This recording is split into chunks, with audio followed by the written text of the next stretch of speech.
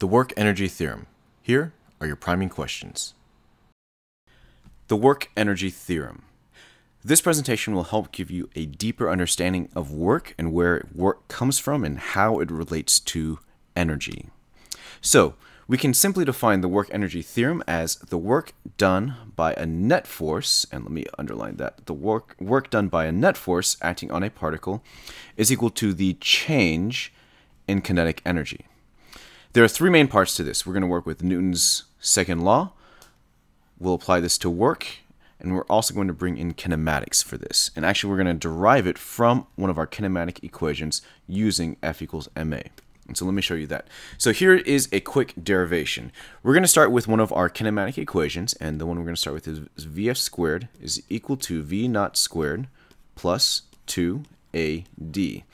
Now, if you remember when we were working with forces, we said there is only one variable that is shared between forces and kinematics, and that was the A.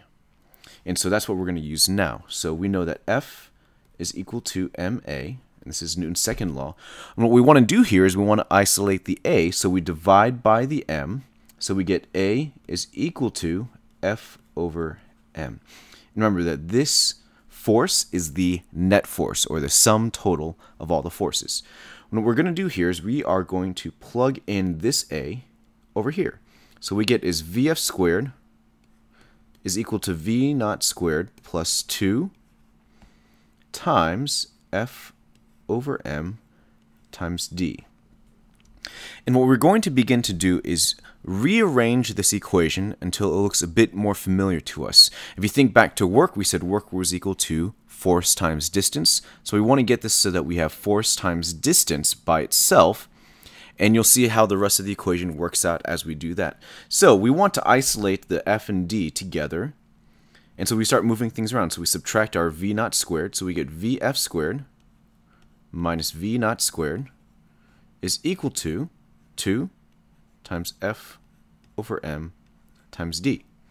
So now we have the 2 and the divide by m on this side that we need to move to the other side. So what we can do is we can divide by 2. So let me move this down a little bit. So we have 1/2 Vf squared minus 1/2 V naught squared is equal to F over m times d. All I did was I divided both sides by 2, so that made 1/2 for the coefficients for both of these. And now I need to multiply both sides by the m, and so I get 1/2 m Vf squared minus 1/2 m V naught squared is equal to Fd. And there you go. This is the work-energy theorem. And so you'll notice that work is over here on the right side. Typically, it's going to be on the left when we write it out, and I'll show you that in just a little bit. And so, when scientists first started figuring out this equation and they worked it out like this, they found that we had work on one side. And so what they decided to do was, with this derivation, they have 1/2 times the mass times the velocity squared. This is where they came up with the idea of kinetic energy.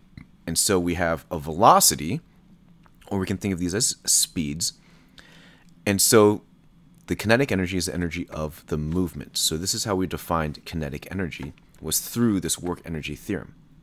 So work is equal to the change in kinetic energy. So we can write this out in a number of different ways. Work is equal to delta Ke, the change in kinetic energy, which is W is equal to Kef minus Ke naught. That is the change in kinetic energy, the final kinetic energy minus the initial kinetic energy.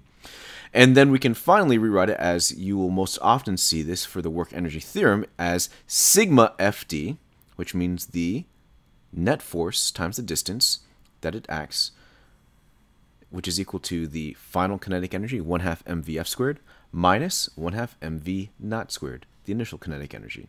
So that's the work done by the net external force.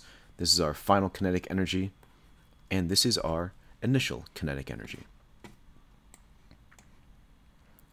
Now, using this, we can solve this particular problem. A 58 kilogram skier skis off a medium cliff.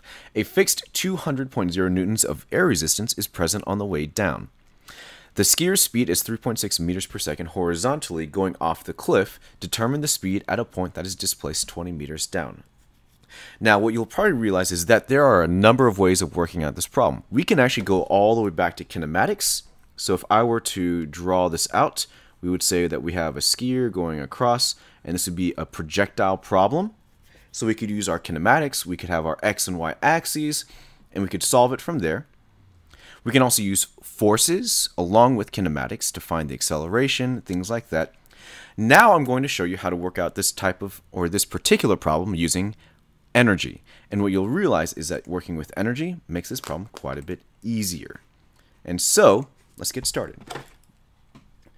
For this, we have the work equation, so we'll say sigma FD is equal to 1/2 mvf squared minus 1/2 mv naught squared.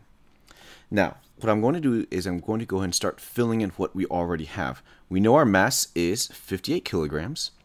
We are looking for the final velocity, and we again have the mass, and our initial velocity is 3.6 meters per second.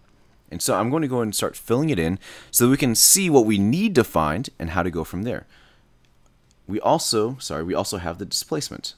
So we have sigma F times 20 is equal to 1/2 times 58 times Vf squared, what we're trying to look for ultimately, minus 1/2 times 58 times 3.6 squared.